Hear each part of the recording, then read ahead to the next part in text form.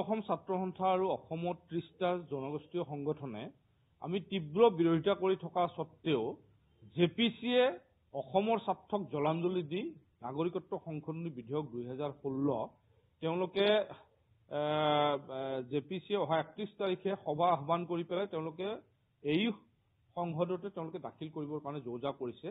সদৌ অসম ছাত্ৰ সন্থাই ইয়াৰ আমি তীব্ৰ বিৰোধিতা কৰিছো। অসম চৰকাৰে কেন্দ্ৰীয় চৰকাৰক আজিলৈকে অসমৰ মানুহৰ যিটো সেন্টিমেন্ট অসমৰ জনসাধাৰণৰ প্ৰতিটো সেকশনৰ জনসাধাৰণে এই বিলখনৰ বিৰুদ্ধে প্ৰতিবাদ কৰি আহিছে। ইয়ালৈ যেতিয়া জেপিচি আহিছিল সেই জেপিচিক আমি সাক্ষ্য দিছিলো। অসমৰ জনসাধাৰণে প্ৰত্যেকটো সেকশনৰ জনসাধাৰণে এই বিলখন বিৰোধিতা কৰি পেলাই জেপিচিক সাক্ষ্য দিছিল আৰু নামনি অসম মধ্য অসম বা উজনি অসমলৈ জেপিচি আহি পেলাই সাক্ষ্য গ্ৰহণ কৰাৰ কাৰণে তেওঁলোকে প্ৰতিশ্ৰুতি দি গৈছিল। কিন্তু তৎসত্ত্বেও তেওঁলোকে এখন আংশিক প্ৰতিবেদন দিবৰ ওলাইছে, যিখন প্ৰতিবেদন তেওঁলোকে ইতিমধ্যে সংসদত দাখিল কৰিবৰ কাৰণে অহা ৩১ তাৰিখে তেওঁলোকে সভা আহ্বান কৰিছে। এই প্ৰতিবেদন তেওঁলোকে সংসদত দাখিল কৰিলে এই প্ৰতিবেদন কিন্তু আংশিক প্ৰতিবেদন হিচাপে গণ্য কৰা হ'ব, এই কথা স্পষ্ট।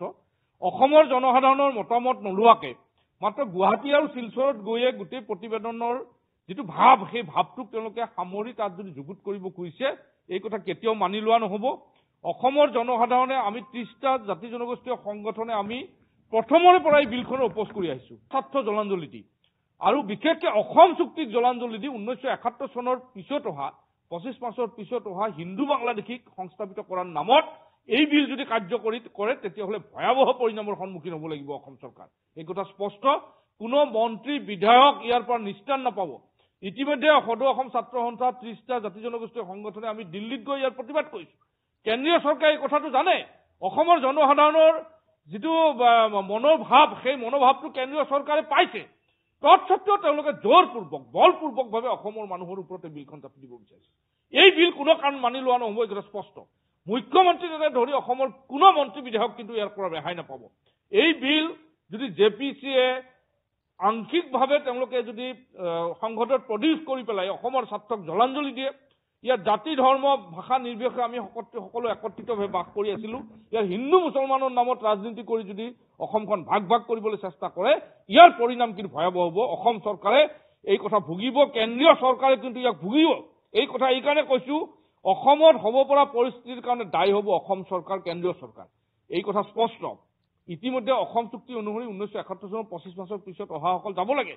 তাকে নকৰি আকৌ হিন্দু নাগৰিকক সংস্থাপিত কৰাৰ নামত নাগৰিকত্ব সংশোধনী বিল অনাৰ কাৰণে যি কুচকাৱাজ আৰম্ভ হৈছে তাক আমি ধিক্কাৰ দিছো। মুখ্যমন্ত্ৰীগৰাকী এতিয়া নিশ্চুপ হৈ আছে। এটা জাতিক নেতৃত্ব দিয়াৰ আহ্বান জনাই পেলাই অসমৰ জনসাধাৰণে যিগৰাকী ব্যক্তিক নিৰ্বাচিত কৰিছিল এই মুখ্যমন্ত্ৰীগৰাকী আজি নিমাত। তেওঁ কোনো কাৰণত তেওঁ গৈ পেলাই এই বিষয়টো কেন্দ্ৰীয় চৰকাৰক আজিলৈকে সন্মান কৰিব পৰা নাই। মুখ্যমন্ত্ৰীগৰাকীয়ে বলিষ্ঠ নেতৃত্ব লৈ অসমৰ জনসাধাৰণক নিৰাপত্তা দিয়াৰ স্বাৰ্থত তেওঁ কোনো কাম কৰিব পৰা নাই। এই বিলখন অহাৰ ক্ষেত্ৰত তেওঁ বাধা দিব পৰা নাই। গতিকে মুখ্যমন্ত্ৰীগৰাকীৰ স্থিতি স্পষ্ট কৰিবলৈ পুনৰ দাবী জনাইছো।